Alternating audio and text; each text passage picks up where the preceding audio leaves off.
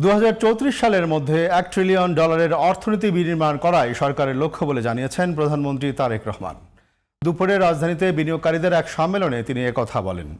সরকারের ভীষণ বাস্তবায়নে দেশি বিদেশি বিনিয়োগকারীদের বাংলাদেশে বিনিয়োগের আহ্বান জানান সরকার প্রধান।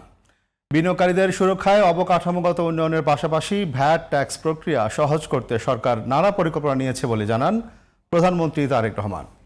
বিস্তারিত মনিরুজ্জামানের রিপোর্টে।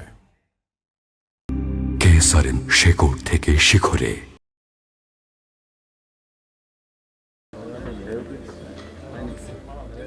বৈদেশিক বিনিয়োগ আকর্ষণ ও কর্মসংস্থান সৃষ্টির লক্ষ্যে রাজধানীর চীন-মৈত্রী সম্মেলন কেন্দ্রে দিনব্যাপী আন্তর্জাতিক কনফারেন্সের আয়োজন করা হয়।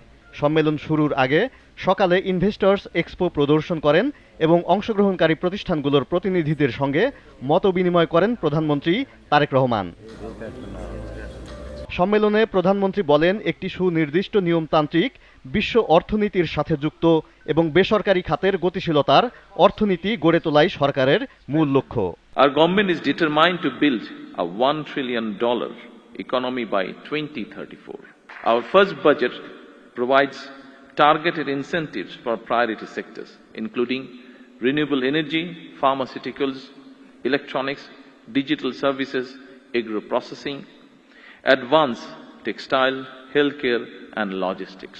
বাংলাদেশে কিছু চ্যালেঞ্জ থাকলেও অফুরন্ত সম্ভাবনা রয়েছে মন্তব্য করে সরকারের রূপকল্প বাস্তবায়নে অংশীদার হতে বিনিয়োগকারীদের প্রতি আহ্বান জানান প্রধানমন্ত্রী Tarique Rahman. We have a large and fast-growing domestic market, a young and hard-working population, a strategic location, and an elected government with overwhelming public support.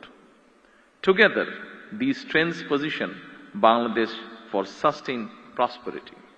বিনিয়োগকারীদের উদ্দেশ্যে প্রধানমন্ত্রী তারেক রহমান বলেন, দেশে বিনিয়োগের সুরক্ষায় প্রাতিষ্ঠানিক সহযোগিতা এবং সময়োপযোগী নীতিমালার মাধ্যমে সরকার পাশে থাকবে।